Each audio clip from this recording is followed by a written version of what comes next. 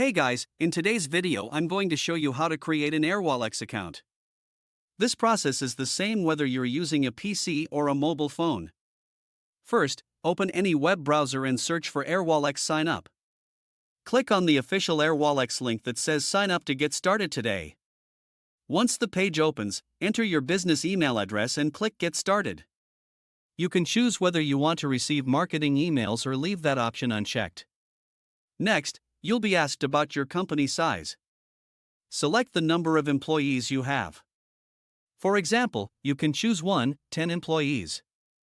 After that, choose your expected transaction volume, meaning how much money you plan to send or receive using Airwallex. Now, select your primary area of interest, such as business payments or global transfers.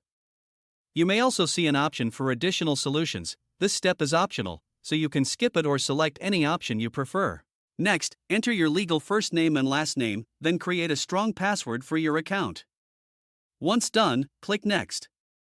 Enter your business name and location, enter mobile number, then verify mobile number. After verification, your Airwallex account will be successfully created, and you can start using it for your business payments. And that's it. If this video helped you, don't forget to like, share, and subscribe for more helpful tutorials.